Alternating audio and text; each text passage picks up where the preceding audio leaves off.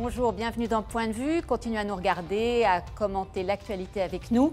Les sujets que nous avons retenus aujourd'hui devraient vous faire réagir. Avec pour commencer cette désormais célèbre clause Molière pour contrer l'afflux de travailleurs détachés.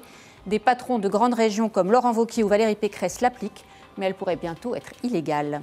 On parlera aussi de l'opposition à Emmanuel Macron, mais au fait, quelle opposition? Si l'on en croit un récent sondage, elle brille aux abonnés absents. Jupiter n'aura pas à descendre de l'Olympe aussitôt. Pourtant, certaines réformes ne semblent pas forcément à la hauteur des attentes des Français. Par exemple, celle sur les frais des députés. On pourrait même parler de réformes cosmétiques, pas de révolution de la moralisation. Et puis, de l'autre côté de l'Atlantique, Donald Trump régale ses fans et fait feu de tout bois. Sur la Corée, sur les musulmans, il multiplie les rodomontades. La dernière en date, traiter le dictateur nord-coréen lanceur de missiles de petits chiots malades. Bonjour Carole Barjon. Bonjour. Merci d'être avec nous. Vous êtes chef du service politique de l'Obs et vous venez de publier Déflagration dans le secret d'une élection impossible, un livre d'entretien avec Patrick Stefanini qui fut le directeur de campagne de François Fillon. C'est chez Robert Laffont. Et à l'Obs, la couverture cette semaine est un entretien avec Nicolas Hulot qui dit « Pourquoi je reste ?» Oui, tout à fait. Bonjour Brice Couturier. Bonjour. Vous êtes journaliste à France Culture, présentateur du Tour du monde des idées et vous êtes également chroniqueur au Point. Et vous publiez aussi un livre intitulé « Macron, le président philosophe ». C'est paru aux éditions de l'Observatoire. Ça parle de l'armature intellectuelle du président et celle qui nourrit son action politique. Il est question de Paul Ricoeur, de Saint-Simon et de quelques autres. C'est le livre d'un homme inquiet pour son pays qui trouve dans l'élection de Macron un motif d'espoir. Voilà. Merci encore d'être avec nous. Bonjour Olivier Duhamel. Bonjour.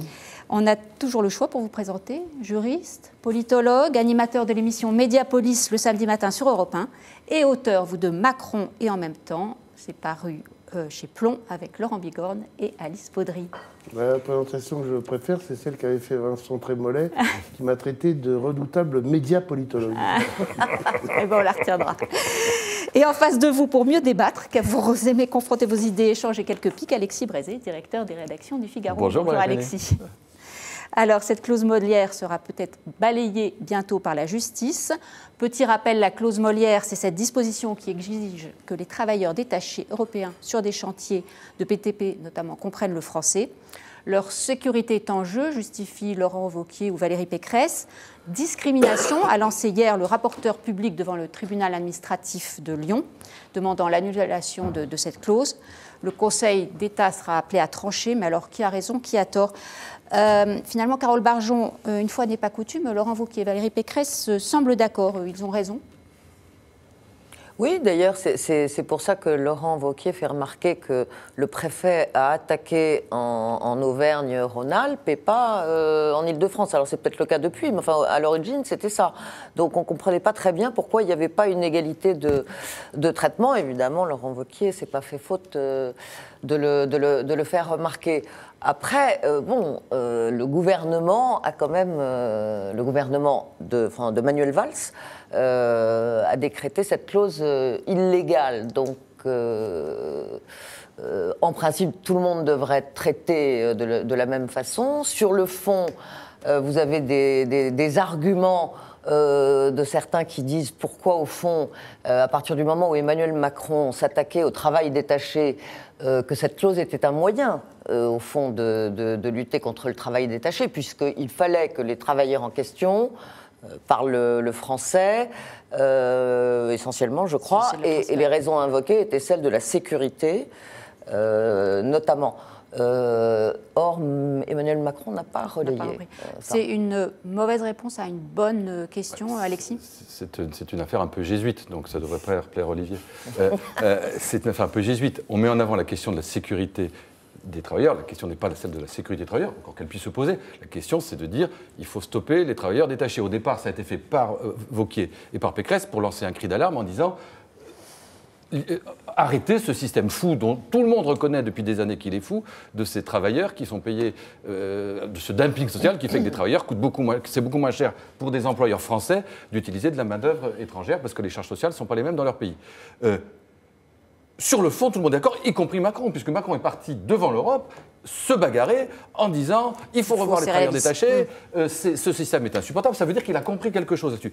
Le problème, c'est qu'il a eu que très partiellement gain de cause. Parce que la vérité, c'est qu'au fond, les Allemands n'en veulent pas parce qu'ils ont besoin de main-d'œuvre, que les pays de l'Est en veulent encore moins parce qu'ils ont besoin d'envoyer leur main-d'œuvre, et que donc l'Europe, pour ne pas faire perdre la face à Macron, a dit on va revoir le truc, on va prendre quelques années. On limite à 1 an. Oui, mais on limite à 1 an. On limite la durée maximale est supérieure à la durée moyenne aujourd'hui de l'emploi des travailleurs détachés. Et on exclut les transporteurs. Donc le problème est entier, et donc la riposte qui reste à Wauquiez, à Pécresse, etc., c'est de trouver ce biais, mais biais dont on peut contester le caractère jésuite, mais qui est destiné à répondre à un vrai problème. Réponse de jésuite, Olivier Duhamel. D'abord, Alexis Brézé se trompe, je n'ai rien contre les jésuites. Non, mais c'était pas C'est une info. Je savais que c'est au contraire, ça vous plairait. Et de deux, il a raison sur le premier point. En tout cas, les raisons invoquées ne sont pas les vraies raisons. C'est une plaisanterie.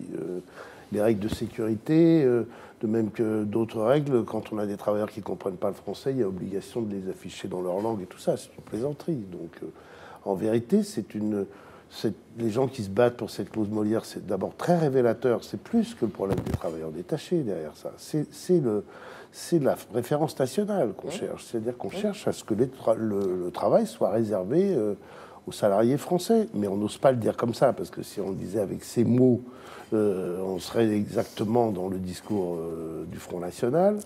Et du coup, on prend le biais Molière, c'est joli, une clause Molière. Molière, qu'est-ce qui peut être contre Molière et qui peut être contre la sécurité?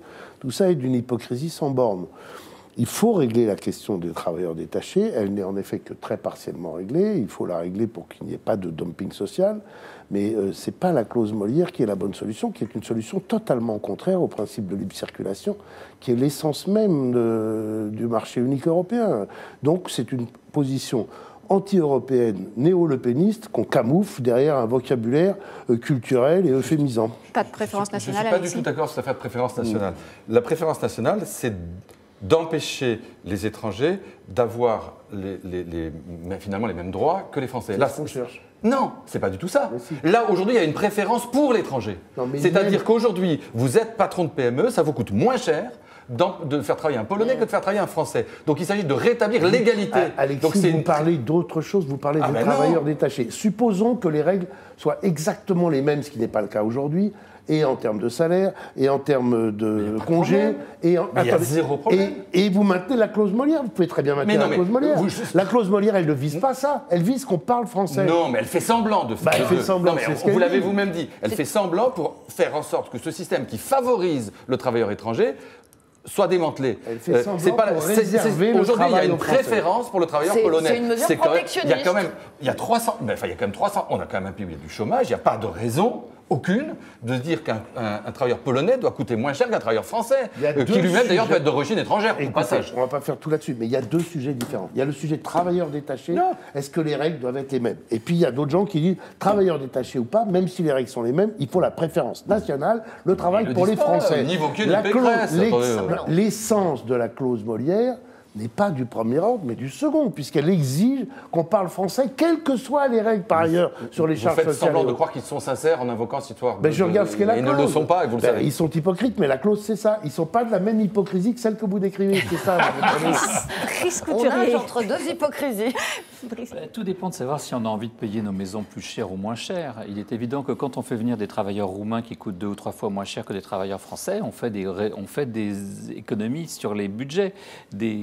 Bon, par ailleurs, il y a un autre problème, c'est un problème... Oui, mais il faut savoir, c'est quand même... Pas sur le budget du chômage ni de la protection sociale. Vous le payez en impôts, ce que vous ne payez pas pour construire votre maison. Mais je pense que surtout, ce qui nous a servi de leçon, c'est l'affaire du Brexit. Car en effet, ce qui s'est passé en Grande-Bretagne, c'est précisément un afflux extravagant de travailleurs venus d'Europe de l'Est qui ont cassé les prix du marché, sur le marché du travail. Et c'est vraiment, quand on voit les sondages en Grande-Bretagne, il est très clair que le vote sur le Brexit a été provoqué par cet afflux très massif de travailleurs à bas prix et faible protection sociale venus d'Europe centrale. Et aussi pour la langue, d'ailleurs. Et aussi pour la langue. On supportait très mal d'entendre une autre langue que l'anglais dans les rues. Non, là tu te trompes, Olivier. En fait, moi j'étais sur place et on disait beaucoup en Angleterre que le problème c'est que on préfère employer des Polonais parce que leur anglais est très compréhensible pour les patrons que des jeunes Anglais dont on ne comprend absolument plus l'idiome et qui parlent un anglais tellement défectueux qu'il est très difficile de communiquer avec eux. Non, c'est la vérité, je t'assure. J'ai d'ailleurs enseigné à Oxford. Oui, et les jeunes Anglais, on les comprend très mal, alors que les jeunes Polonais, on les comprend très bien. Parce que leur anglais est beaucoup plus articulé. Non, mais ça, c'est une rêve de plaisanterie, mais c'est vrai. Enfin, reste c'est la que... clause Shakespeare. C'est la cloche Shakespeare. Non, mais c'est vrai qu'il faut tenir compte des leçons d'une histoire toute récente. Et le Brexit nous a avertis contre les risques qu'il y a à multiplier la libéralisation du marché du travail jusqu'au point où, effectivement, on peut se trouver où un patron peut avoir le choix entre embaucher un ressortissant local qui bénéficiera d'une protection sociale sérieuse et un Roumain ou un Polonais qu'on paiera avec un spierre et qu'on ne protégera pas sur le plan social. Donc mais encore une fois, n'oubliez pas, vous les consommateurs qui nous regardez, que si vous refusez les travailleurs roumains sur les chantiers, vous allez payer plus cher les lycées et les hôpitaux que nous sommes en train de construire avec l'argent public. Alors, c'est une question qui agite les réseaux sociaux, Merwan Madji, qui nous a rejoint. Effectivement, Clause Molière, tout de suite, c'est très réactif. Je pensais qu'ils étaient pour, et bien en fait, non, ils sont plutôt contre. Il y en a bien sûr certains internautes qui sont pour. Moi, j'ai lu surtout des personnes qui étaient contre. J'ai notamment Alain Privat qui nous dit « La clause Molière n'est pas une solution pérenne, mais au fond, c'est un moyen, une possibilité finalement pour limiter le flux d'étrangers, non ?» CIS qui nous dit « Évidemment qu'elle va être annulée, cette clause, pour moi, c'est illégal comme mesure, mais bon, on est dans la communication pure. » Étienne Roger nous dit « Il y a un choix à faire. Soit on favorise les échanges européens, où on en accepte les contraintes et on en tire aussi les bénéfices, soit on joue la concurrence entre pays européens, et à mon avis, dans l'histoire, ce sera nous les perdants. » On a aussi du schnock. Combien d'offres d'emploi demandent la maîtrise de l'anglais? Est-ce discriminatoire? Oui, mais à un moment, un choix est une discrimination. Le problème est de savoir si le motif est justifié. Demander à des personnes venant travaillant ici de comprendre un minimum ce qu'on leur dit ne me semble pas aberrant. Poil à gratter, de retour, nous dit « Mesure totalement démago à la Donald Trump, juste pour satisfaire un électorat plus extrémiste et attirer le Front National ». C'est un peu ce que vous disiez, Olivier Duhamel. Et enfin, pour finir, j'ai Le Marin 704 qui nous dit « Heureusement que l'on ne demande pas aux Français qui travaillent à l'étranger de parler la langue du pays, ou bien à Laurent Wauquiez de prononcer quelques mots en anglais ou en allemand. » Merci beaucoup, Merwan. Effectivement, on le rappelait, il y a Emmanuel Macron a remis cette directive en cause devant l'Europe.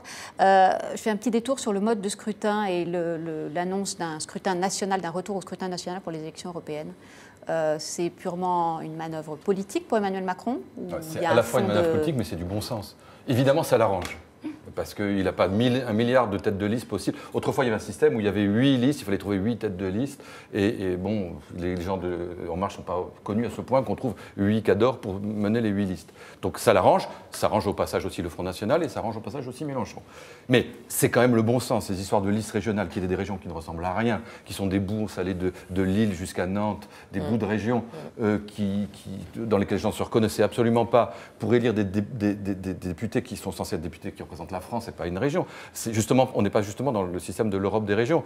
Et de ce point de vue, les républicains, les gens du Parti républicain qui dénoncent ça, parce que ça ne les arrange pas, évidemment, sont en contradiction avec ceux qui pensent. Parce que quand on est contre l'Europe des régions et pour l'Europe des nations, on est pour une liste nationale. Brice Couturier, vous êtes d'accord sur ce point ou c'est un peu de tripatouillage?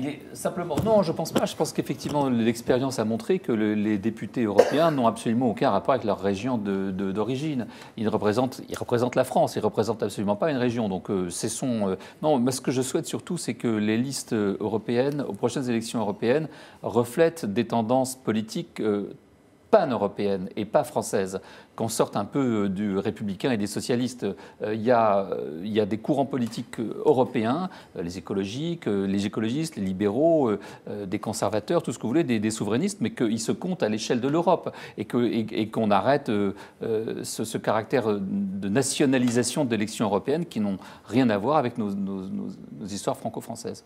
Olivier Duhamel, vous qui connaissez bien les choses, vous êtes favorable à l'inclusion des ex-députés européens britanniques dans le quota? S'ils sont sortis, non. Mais en revanche, je suis favorable... De faire des listes transnationales à partir de ces sièges? Écoutez, c'est compliqué. Je suis intellectuellement pour et je suis politiquement prudent. C'est-à-dire que moi, j'ai toujours l'idéal et puis ce qui est faisable aujourd'hui. Je ne suis pas sûr que ça change énormément de choses. Je suis très pour les listes nationales pour une raison très simple, c'est que, bien qu'étant très mauvais en arithmétique, je crois que 5 x 8, ça fait 40. Bon. Or, 8 régions, et mettons Front National, les Républicains, En Marche, ce que deviendra le Parti Socialiste, et Mélenchon. 5 grandes forces politiques. On ne peut pas faire 40 débats. On ne peut pas faire 40 débats différents. Enfin, on ne peut pas faire 8 débats avec 40 personnes. C'est juste pas possible. Donc, pour le simple fait qu'il y ait une vraie campagne européenne, qu'on ait une petite chance qu'il y ait un débat national sur l'Europe, pour cette simple raison-là, il faut des listes nationales. Pourquoi est-ce qu'on a inventé les listes dans les grandes régions? Parce que ça a toujours été inventé par le pouvoir en place, à 2 reprises d'ailleurs, parce qu'on a fait des allers-retours dans le mode de scrutin, pour essayer de le plus possible diluer le résultat des élections, parce qu'on pensait qu'elles seraient mauvaises pour le pouvoir. C'est ça la vraie. Pour emmerder le Front National, parce qu'on se disait un Front National mené par un ou une Le Pen fait plus que 8 petites listes du Front National. Et aussi pour ce que je dis. Donc pour une fois, on peut être d'accord qu'il y a les deux éléments. Les deux. Si ça ne vous fait pas. C'est rejoint. Si vous n'avez pas de clair qu'on soit d'accord sur un point, les deux arguments sont justes. Et là, c'est d'ailleurs assez étonnant. Mais alors, quelle est l'arrière-pensée de Macron, dont on verra s'il réussit ou pas, hein. L'arrière-pensée de Macron, c'est de se dire qu'il peut être à l'origine de la seule vraie liste pro-européenne et qui peut, pour ça, grignoter assez loin à gauche et à droite. Parce que le Parti socialiste, ou ce qu'il en restera, ou ce qu'il en redeviendra, est très divisé sur la question européenne, et les Républicains sont très divisés sur la question européenne. Et c'est vrai que s'il arrive, dans la foulée des déclarations qu'on fait ou qu'on a attribuées à Juppé, s'il arrive à ajouter à En Marche des socialistes européens et des républicains européens, eh ben, sa liste arrivera en tête et il aura réussi des élections que normalement le pouvoir perd.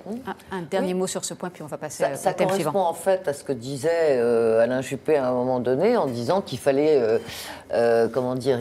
couper les deux bouts de l'omelette. Couper les deux bouts de l'omelette, et lui, il gardait le milieu. Et donc, je pense que ça, c'est effectivement sûrement le pari de Macron pour les européennes. La seule chose, c'est que un certain nombre de députés les républicains font remarquer qu'ensuite, il faut quand même choisir un groupe pour siéger à Strasbourg, et que là, il faudra quand même qu'Emmanuel Macron... Et là, il y a le PPE et le PSE, et bon, ensuite il y a les libéraux. Donc le côté et de droite et de gauche d'Emmanuel Macron, qui a bien marché en France, jusqu'à présent en tout cas, est-ce que ça va fonctionner à Strasbourg? C'est très compliqué à Strasbourg, hein, parce que oui, il y a des socialistes et de la droite, et où est-ce qu'ils vont aller les En Marche? Donc l'idée des listes transnationales, de ce point de vue, c'est pas simple. C'est compliqué. On aura le temps de voir, parce que c'est en 2019.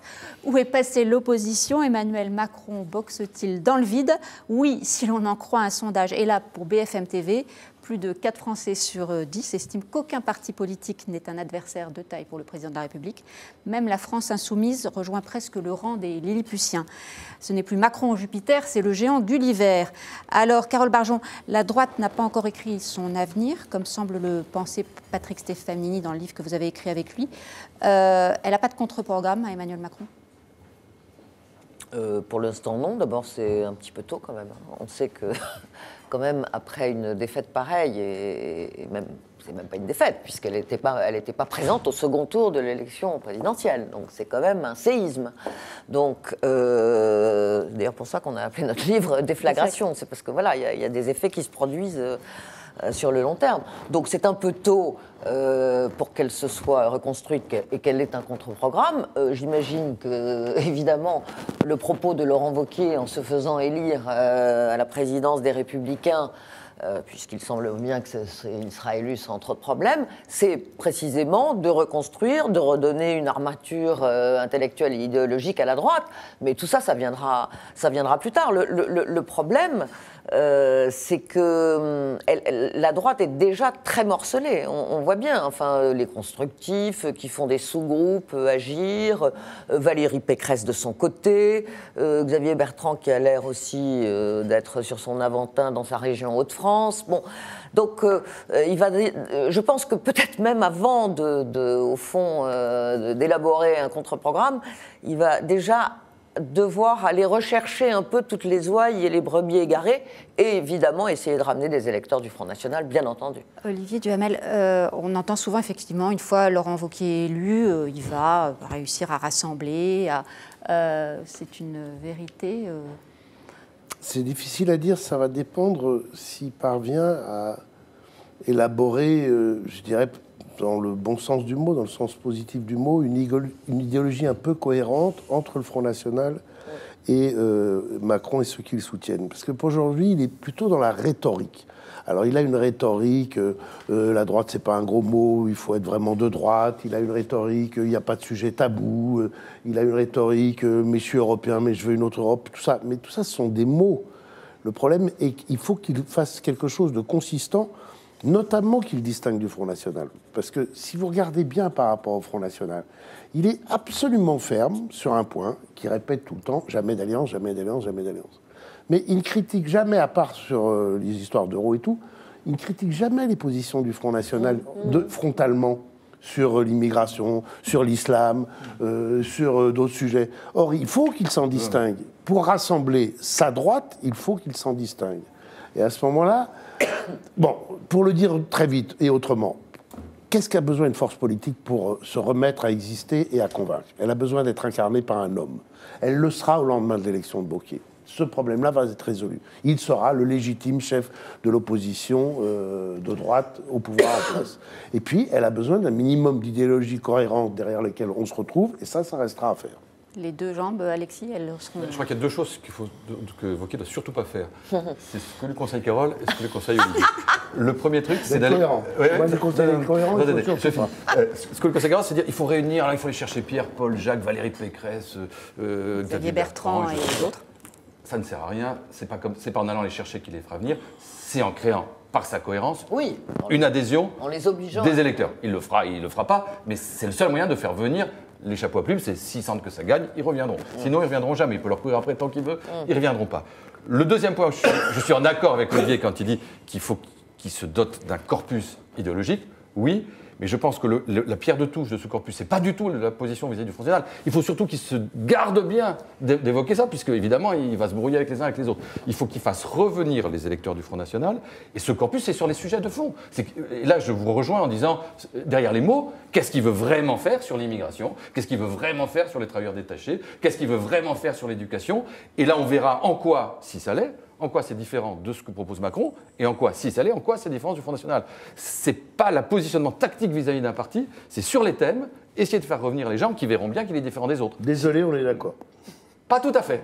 Plus que vous croyez. Peut-être. Pas tout à fait le même chemin. L'objectif est le même. Mais alors, effectivement, il a peut-être encore un peu de travail, parce que le baromètre Kantar-Sofres pour le Figaro Magazine donne une cote de confiance qui repart à la hausse pour Emmanuel Macron, et notamment dans l'électorat et sympathisants républicains, Alexis. Bah oui, c'est pas étonnant. Est-ce que vous avez vu la scène, et au Front National aussi, est-ce que vous avez vu la scène de Macron avec la jeune femme marocaine? C'est inouï. C'était la semaine dernière. La semaine dernière, c'est une semaine incroyable, où elle lui dit je voudrais des papiers, et lui très gentiment lui dit mais non, il faut rentrer chez vous. Vous n'êtes pas en danger, menacée, madame. Vous n'êtes pas en danger au Maroc, mais rentrez chez vous, je vous dis ça. La France soigne votre père, elle est très généreuse avec votre père, mais franchement vous serez mieux au Maroc. Mais le signal qui est envoyé à travers ça est incroyable. Imaginons que Sarkozy ait dit ça, etc. Il y a un message là, et ça veut dire que Macron, au-delà du libéralisme économique, en tout cas en parole, a pris en compte une certaine attente de la droite, au sens large, que ce soit la droite classique, que ce soit le Front National, et même d'ailleurs de l'électorat populaire de la gauche. Donc là, cette phrase-là, s'il agit dans le sens de cette phrase-là, les électeurs de droite, ils vont venir. Et même ce qu'il a dit sur les passeurs, le discours de passeurs qui sont africains, ça allait dans le même sens. On est là, le discours de Ouagadougou, c'était mardi. C'est pas nouveau, parce que pendant toute sa campagne électorale, on ne s'est pas aperçu que Macron n'arrêtait pas de dire que les réfugiés bénéficiant de l'asile politique et les migrants économiques, c'était deux réalités différentes et qu'il n'y avait aucune raison de garder les migrants économiques. C'est un discours qui fait scandale à gauche. Or, Or, c'est celui que Macron a tenu pendant toute sa campagne électorale. Donc, il n'y a pas de revirement chez Macron. Simplement, je crois que beaucoup de gens ne l'avaient pas entendu en réalité. Et évidemment, dans le feu de la campagne électorale, énormément de commentateurs, en particulier à droite, avaient tendance à voir en Macron tout à fait autre chose que ce qu'il était en faisant un parangon du multiculturalisme alors qu'il le condamnait en parole matin et soir. Je suis désolé. Quand il n'y a pas de culture française, quand il n'y a pas de culture française, il l'a écrit à plusieurs reprises. Je suis contre le multiculturalisme, je suis pour l'intégration. Il l'a dit et répété. Oui, mais il a dit aussi, je ne crois pas une culture française. C'est un signal un peu compliqué à entendre. Il a dit assez vite après le contraire parce que c'était une connerie. Voilà. Bon. Il jouait un peu sur les deux tableaux. Et la colonisation, crime contre l'humanité, là, il ne le redit pas en africain. Oui. Il dit il y a des crimes dans la colonisation, il y a aussi des... Il ne dit pas la colonisation est un crime contre l'humanité. Mais surtout la colonisation européenne, au lieu de dire la colonisation française. C'est surtout ça qui était malin.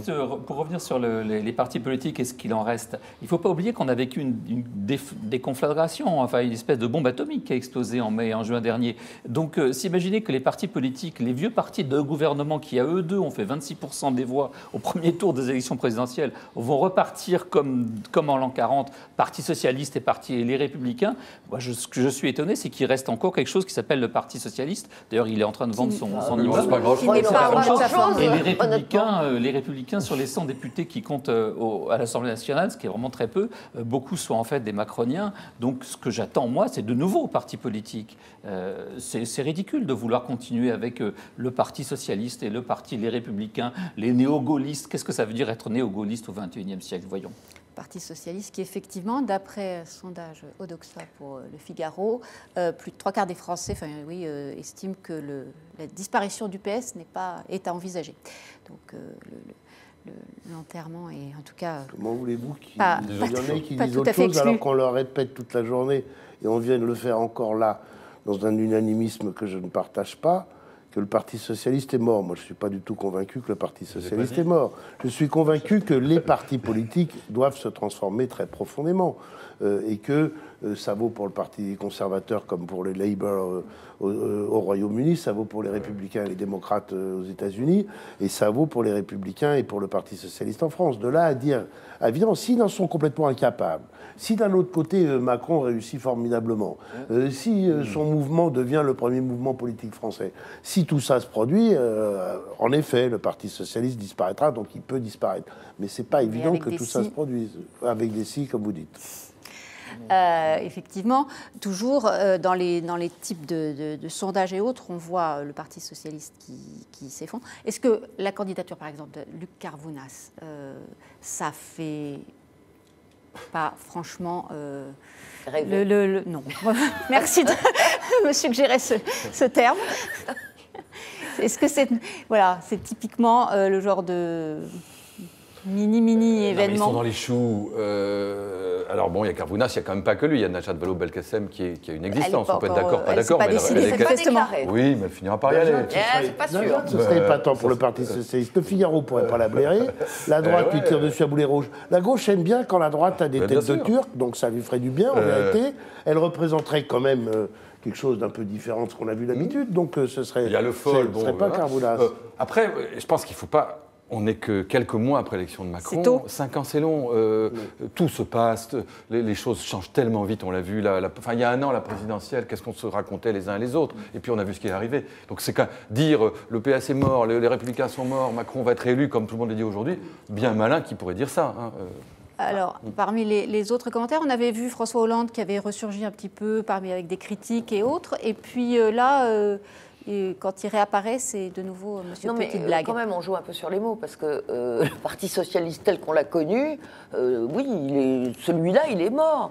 Je veux dire, comme force dominante, expression de la social-démocratie qui est quand même très mal en point. Ça ne veut pas dire que tout ça, effectivement, n'existera plus, mais en tout cas, ce sont des forces qui, pour le moment, se cherchent. D'abord parce qu'il y en a aussi qui sont partis du côté de Macron. Donc effectivement, si Macron déçoit, tout ça pourra peut-être se reconstituer, mais enfin, pour le moment, on n'a pas l'impression que ça en prenne le chemin. Et dans les candidats qu'on voit poindre, puisque certains ne sont pas déclarés au Parti socialiste, ça fait pas franchement rêver.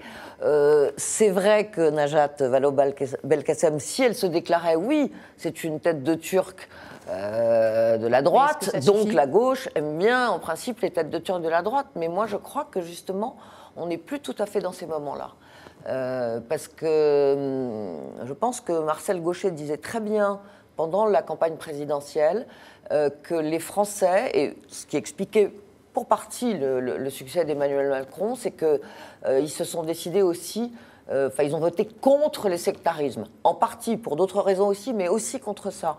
Et pardon, mais Najat Vallaud-Belkacem, elle incarne un peu le sectarisme du Parti socialiste.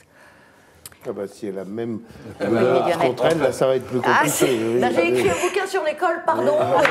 Je peux pas. Ça, c'est votre prisme. Je ne peux pas dire le contraire. Donc, on a bien fait de vous mettre de ce côté de la table, finalement.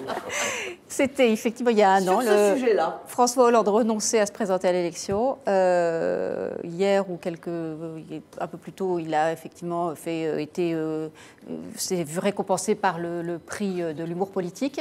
Pour l'ensemble de son œuvre, je crois. A-t-il dit lui-même? Ouais.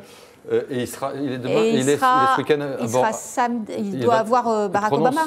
Oui, mais surtout, il prononce un discours devant 800 étudiants à Bordeaux, je crois, ce week-end. Alors là, ça va être très attendu. Que va-t-il dire de Macron? Enfin, bon, mais moi, c'est vrai qu'on l'a vu ça me laisse un peu sceptique. Mais à la faveur de l'été, et puis de ces petites phrases et critiques, on l'a vu réémerger comme un opposant, et puis ça fait pchit. Il y aurait une vraie thèse à faire qui serait des vrais ressorts de la fonction présidentielle, le cas François Hollande. C'est-à-dire, comment est-ce qu'un homme aussi intelligent, aussi féru de politique, aussi sympathique, a pu, à ce point-là, ne pas réussir à incarner la fonction présidentielle. Et comment, pire encore, lorsque l'histoire a connu des moments dramatiques et lui a offert des fenêtres dans lesquelles il l'incarnait totalement, dès les temps ordinaires revenus, à nouveau être incapable de rester dans ce costume. C'est très intéressant par rapport à la personnalité de Hollande, mais au-delà de ça, c'est très intéressant sur ce que l'on attend en France d'un président de la République. Vous êtes d'accord, Brice Couturier, sur ce manque d'incarnation Oui, mais je me souviens de l'excellente interview que François Hollande avait donnée un mois avant qu'il se déclare non candidat dans la revue Le Débat, où il expliquait en quoi sa fonction était devenue impossible, comment il avait été élu finalement sans majorité, qu'il avait dû faire... C'était une interview passionnante. Ce type est effectivement très intelligent et il a très bien réfléchi à son échec en réalité. C'est pathétique, mais que voulez-vous quand on se présente... C'est le problème des partis politiques, c'est que le Parti socialiste était fait de deux tendances absolument inconciliables entre elles. Une qui était social-libérale et qui effectivement a rejoint Macron et qui a fait son succès. Et il y en avait une autre, les frondeurs, que les médias ont tant mis en lumière, qui aujourd'hui ne représentent plus rien. Très intéressant, c'est la disparition des frondeurs. Pendant 3 mois, on n'a entendu parler que de ces frondeurs, qui étaient 35 à l'Assemblée nationale, mais qui semblaient incarner la vraie gauche. Cette vraie gauche a été totalement balayée par les élections. Mais elle a plombé le quinquennat de Hollande. Et cette vraie gauche avait été installée par sa rivale, la maire de Lille, Martine Aubry, qui les avait installés là pour planter Hollande. Il faut quand même... C'est pour ça qu'il faut que le PS s'arrête. C'est vrai qu'il est très intelligent. Il a réfléchi à toutes les causes de son échec, sauf à lui-même. Oui, c'est quand même ça qui est quand même sidérant. Et quand il vient nous expliquer aujourd'hui, puisqu'il l'a dit, je n'ai pas perdu. Non, il n'a pas perdu, il ne s'est pas présenté. Et enfin, en être à ce point-là dans le déni et dire il s'en fallait d'un poil, et si je m'étais présenté, ça veut dire quand même qu'en dépit de toute son intelligence, il n'a pas compris le rejet total dont il faisait et continue de faire l'objet. Qui a compris le rejet total dans l'histoire? Est-ce que Giscard a compris le rejet dont il a été l'objet en 81, dans les mois qui ont suivi? Est-ce que même De Gaulle a compris le rejet dont il a été l'objet en 69? Est-ce qu'il est possible à un homme politique de comprendre le rejet dont il est l'objet? Moi, je crois que c'est la limite de tout homme politique. Bien sûr, mais on peut au moins en analyser. Alors, on se trouve des excuses, etc., mais ne rien voir du tout.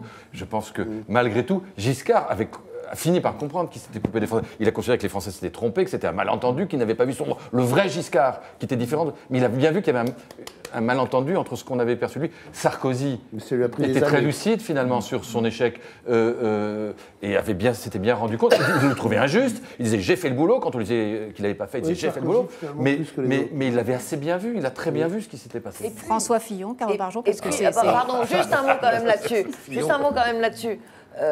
Et puis tous ces gens, ils pouvaient s'appuyer sur un score qu'ils avaient réalisé quand même dans une élection face à leur adversaire. Et ensuite, du coup, ça pouvait leur permettre de dire, la gauche n'était pas majoritaire, ou la droite était... Enfin bref, ou l'inverse, etc. Là, le problème de François Hollande, c'est qu'il n'a même pas réussi à pouvoir se représenter, ce qui est quand même un cas de figure très différent. Il vaut mieux ne pas s'être représenté qu'avoir été éliminé du premier tour de la présidentielle. Mais c'est quand même unique. Il y a un autre truc vraiment unique. C'est le fait que Benoît Hamon, candidat du Parti Socialiste, et François Fillon, candidat du Parti Républicain, donc les deux partis de gouvernement, ne soient même pas députés à l'heure qu'il est, n'aient pu se représenter. Enfin, l'un a été battu carrément, et l'autre n'a même pas pu se représenter. Donc ça montre bien que les partis de gouvernement aujourd'hui, ce n'est plus rien. Et c'est François Fillon, c'est un peu autre chose. Parce oui, enfin, il était mort politiquement. Il ne peut pas se présenter. C'est comme Hollande. C'est comme Hollande. Il était mort politiquement. Ah bah oui, ça c'est sûr. Mais c'en est aussi un, si j'ai bien lu votre livre, qui n'a pas compris quand même, lui non plus, François Fillon. Il a quand même une tendance à avoir une explication totalement exogène, quasi complotiste. Bien sûr. Ouais. Et précisément, dans ce livre, son ex-directeur de campagne explique bien qu'il n'y a pas de complot. Et que ce sont des raisons, à la fois il y a l'affaire Pénélope, mais aussi il y a des choses qui viennent de plus loin sur l'état de la droite, le projet, etc. Mais qu'ensuite, il y a aussi la personnalité de Fillon, qui demeure au fond un mystère, encore aujourd'hui, pour beaucoup de gens, et même pour lui. Donc c'est pour ça que c'était une campagne totalement impossible. C'est des choses qu'on apprend, parce que, par exemple, si je comprends bien, par exemple, il y a aussi qui ne rappellent jamais, c'est ça Oui, qu'ils disparaissent. Moi, je me suis dit, comment est-ce que dans notre pays, où les gens sont tellement investigués, suivis dans le détail et tout, il a pu traverser si longtemps sans que des faits aussi extravagants aient été portés à notre connaissance? Alors, est-ce que les leçons aussi des échecs et de la campagne n'ont pas été tirées? C'est sur la transparence et la moralisation de la vie politique. C'est 372,80 € le montant de l'enveloppe mensuelle allouée aux députés pour leurs frais. Elle ne va pas changer. Députés qui seront au pire ou au mieux contrôlés une fois pendant leur mandat. Alors, sans faire d'anti-parlementarisme primaire, la moralisation de la vie politique est-elle vraiment en marche? On peut s'interroger. Le président de l'Assemblée nationale, François de Rugy, assurait lui ce matin sur Europe 1 que tout avait changé. On l'écoute. On a vraiment changé le système puisque, on fait une liste des frais autorisés ou interdits. Oui. Ensuite, nous demandons aux députés... la garde d'enfants, non. Pourquoi pas la garde d'enfants d'ailleurs? Mais c'était un débat.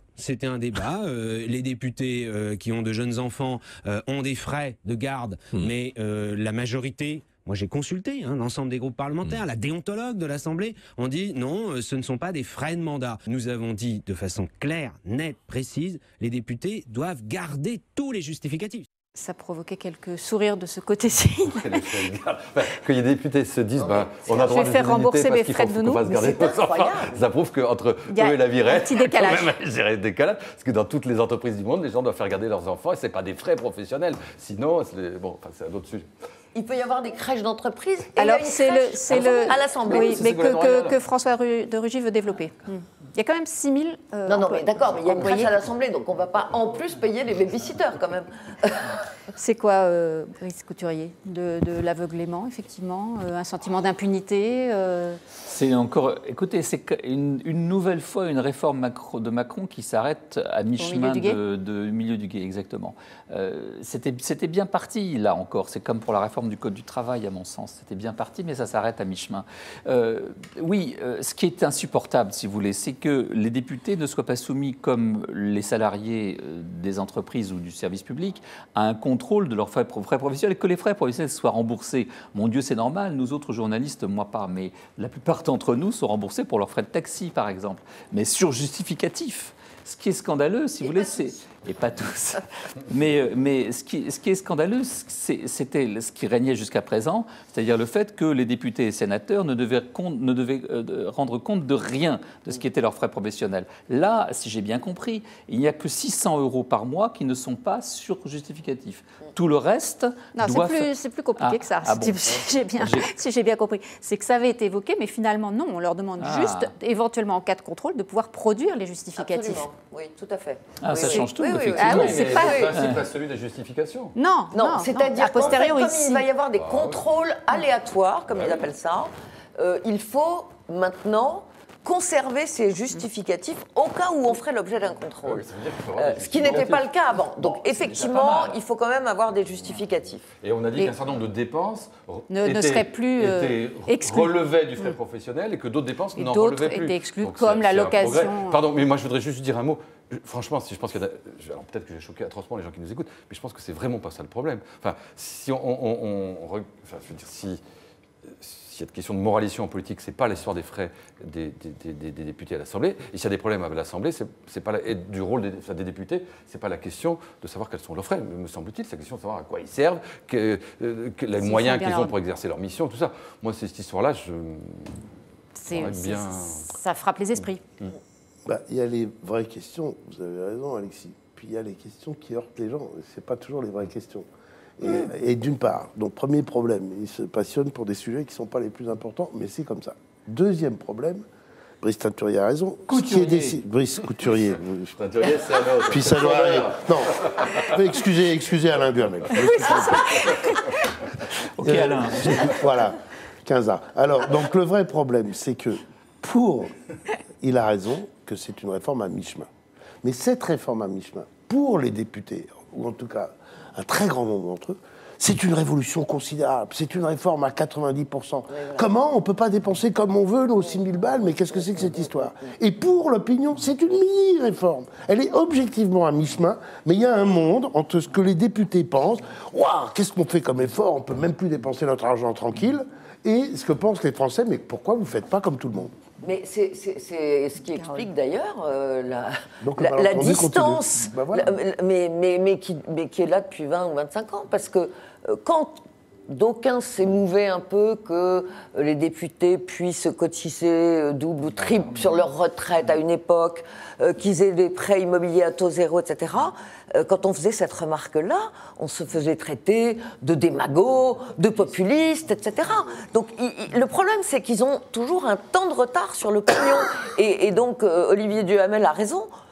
Pour les parlementaires aujourd'hui, c'est dans leur tête un énorme progrès. Mais pour les gens, oui, ça paraît juste assez normal, quoi. Assez cosmétique. Ouais. Alors, on va passer maintenant de l'autre côté de l'Atlantique. Le calme relatif de Donald Trump a été de courte durée. Le président américain a d'abord réagi sobrement au tir d'un missile nord-coréen. Mais pour mieux se déchaîner par la suite, ça a été un festival. Il a traité le dictateur de Pyongyang de chiot malade, Sick Puppy en anglais, après Little Rocketman. Puis il a retweeté des vidéos anti-musulmanes postées par Britain First. Britain First, c'est un micro-parti britannique d'extrême droite. Il s'est attiré les foudres de Theresa May pour ses fake news. Mais il a aussitôt répliqué au Premier ministre britannique en balançant « Occupe-toi de ton terrorisme islamique ». Alors avec tout ça, on va juste écouter Donald Trump. C'était hier dans le Missouri, et puis on en reparle. These massive tax cuts will be rocket fuel. Little rocket man, rocket fuel for the American economy. He is a sick puppy. Sick puppy. Ça ne vole pas très haut, Brice Couturier, alors que le monde entier se demande si on ne va pas se prendre la foudre nucléaire sur la tête. Bon, et donc quoi, il faut quand même remarquer que d'un côté, on a affaire à une dictature sanglante, épouvantable, héréditaire. Le première dynastie communiste héréditaire, le grand-père, le fils et le petit-fils, qui fabriquent des armes nucléaires alors qu'ils sont engagés à ne pas en faire, etc. Donc on ne peut pas, comme le font trop souvent les médias français et occidentaux en général, renvoyer dos à dos la première puissance militaire de la planète qui a assuré jusqu'à une époque récente, celle d'Obama, une espèce de garantie générale de l'ordre libéral à travers le monde, et une espèce de troublion fou qui règne sur un pays malade, qui est un pays qui est une secte en réalité, une secte entière. Donc moi je suis lassé de cette façon de renvoyer dos à dos de manière symétrique Donald Trump, même s'il a les défauts qu'on connaît, et le malade qui dirige à Pyongyang. Primo. Secondo, sur l'affaire qui nous occupe, imaginez quand même que pour l'instant, la Corée du Nord possède des missiles nucléaires à moyenne portée, donc qui sont capables de détruire le Japon et qui sont passés au-dessus de ça, mais que le but de ce régime, c'est de construire rapidement des missiles intercontinentaux de très forte puissance qui peuvent atteindre l'Europe. Donc moi, je souhaite très vite que, effectivement, les Américains s'occupent de ce cas, s'en occupent sérieusement et empêchent le dictateur fou, qui n'est pas du tout le rationnel qu'on nous dit ici, d'aller jusqu'au bout de son programme d'armement nucléaire. Alors, on va juste écouter 2 secondes la ministre des Armées française, Florence Parly, qui, elle, prône une solution diplomatique. Pourquoi est-ce qu'au fond, on cherche à prendre des sanctions? C'est parce que nous sommes persuadés que l'issue de cette situation de tension extrême ne peut être que diplomatique. Et donc, avant de parvenir à nouer un dialogue avec la Corée du Nord, il faut créer un rapport de force. Alexis Brézé, sur la solution Le problème, c'est diplomatique. que personne ne trouve la solution, et en fait pas plus Trump qu'Obama. Obama avait été finalement plutôt coulant et rien n'a changé. Trump a poussé des cris, des hurlements, Rocketman, etc. Rien n'a changé non plus. Et il faut d'ailleurs remarquer que là, depuis 3 jours, Trump a baissé de ton. Par rapport à ce qu'il disait il y a 15 jours, il est beaucoup moins violent, parce qu'il est en train de se dire... Jusqu'à cette sortie hier soir... oui, mais après ce nouveau tir de missile, qui est comme un tir de missile balistique intercontinental, il n'arrive pas encore à mettre la charge nucléaire sur le missile. Il risque d'exploser en entrant dans l'atmosphère. Enfin, ils ont le vecteur, ils ont la charge, il faut juste maintenant faire en sorte que ça traverse l'atmosphère. On aurait pu imaginer qu'il redise « je vais détruire ce pays », etc. Il ne le redit pas, parce qu'il est en train lui-même de se rendre compte que l'invective, les hurlements, ça ne donne pas grand-chose. Donc quelle est la solution? C'est forcément, comme toujours, un mélange de force. Et puis à un moment, faudra discuter. Mais c'est vrai que discuter avec un dingo, on ne sait jamais comment ça finit. Hein. Carole Bargeon. On aimerait savoir ce que fait la Chine, quoi. Alors, pardon, mais la Corée du Nord, on sait très bien que pour aller en Corée du Nord, il faut passer par Pékin. Ça passe par la Chine. Ça les arrange, les Chinois? Ça les arrange. Non, je ne crois pas. Je ne suis pas sûre. Le seul problème des Chinois, c'est qu'on sait très bien qu'ils ne veulent pas prendre le risque de déstabiliser la Corée du Nord, parce qu'ils ne veulent... leur pire cauchemar, c'est la réunification des 2 Corées. Voilà, mais là aussi, on dit souvent c'est une assurance vie qui s'est donnée le Coréen, et puis maintenant, ça peut aller mieux. Il y a quand même, les Chinois vont pas tarder à comprendre qu'il n'est pas bon pour eux de refaire une ligue entre la Corée du Sud, le Japon, les Philippines et les différents alliés des États-Unis sur place, qui avaient tendance à bifurquer parce qu'ils n'ont pas, surtout les Sud-Coréens et les Japonais ne s'aiment pas, comme on sait, pour des raisons historiques, mais en ce moment ils sont en train de renouer très sérieusement parce que la menace de la Corée du Nord est une menace ressentie sur le plan régional de manière très vive. Donc c'est très mauvais pour les Chinois. Les Chinois ont joué effectivement ce régime malade, la secte qui règne à Pyongyang, mais ça se retourne contre eux. Donc effectivement, la solution est diplomatique, pas auprès de Pyongyang. Ces gens-là n'entendent rien, ce sont des malades. Mais auprès de Pékin, qui là, on a affaire à des gens rationnels et intelligents qui doivent comprendre que leur intérêt, effectivement, est d'asphyxier ce régime pour qu'il arrête. Oui, mais ils n'ont pas non plus intérêt à faire qu'on se débarrasse de Kim. Ils n'ont ni intérêt à l'alliance de tous contre eux, ni intérêt à ce que le problème disparaisse et qu'il arrive. Donc il faut qu'ils tiennent comme ça, et donc ils lui donnent un peu d'air, puis ils lui remettent la tête dessous. Et ça, les Chinois, ils savent faire. Hein. Olivier Djamali, une suggestion de solution. Brice Couturier a absolument raison dans le fait qu'on ne doit pas les mettre sur le même plan. Mais le problème des pitreries de Trump, c'est que ça envahit l'espace médiatique.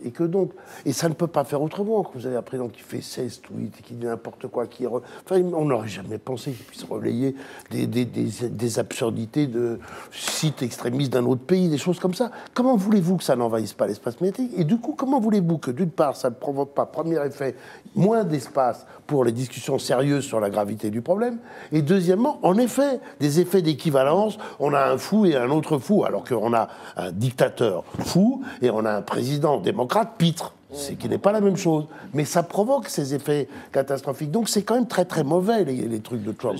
Juste un truc. Il y a une politologue américaine qui a dit pendant la campagne électorale aux États-Unis cette chose qui me paraît remarquable. Elle dit « Les électeurs de Trump ne le prennent pas littéralement, mais ils le prennent au sérieux. Les médias le prennent littéralement, mais ne le prennent pas au sérieux. » Et je pense que tout est là. Nous, on ne se rend pas compte, on le prend pour un clown, c'est un pitre, évidemment. Mais c'est donc un homme politique d'aujourd'hui, parce que les hommes politiques d'aujourd'hui auront de plus en plus tendance à ressembler à ça. Oui, bien sûr. Et sa base électorale ne s'est pas effondrée, elle tient toujours, du tout. Elle tient toujours, effectivement. Et effectivement, le cran au-dessus, c'est aussi les échanges avec Theresa May. C'est vrai que c'est de l'inédit total, ce côté. Quand même. Il est clair que les États-Unis sous Trump sont en train d'abandonner leurs alliés occidentaux. Et c'est un problème gravissime pour nous autres en Europe, parce que nous n'avons pas. Oui, une chance pour l'Europe, parce que peut-être qu'on va enfin prendre au sérieux la question de notre défense. Pour gérer une crise aussi grave et aussi difficile que la Corée, il faudrait effectivement une administration américaine extraordinairement rationnelle, subtile, intelligente.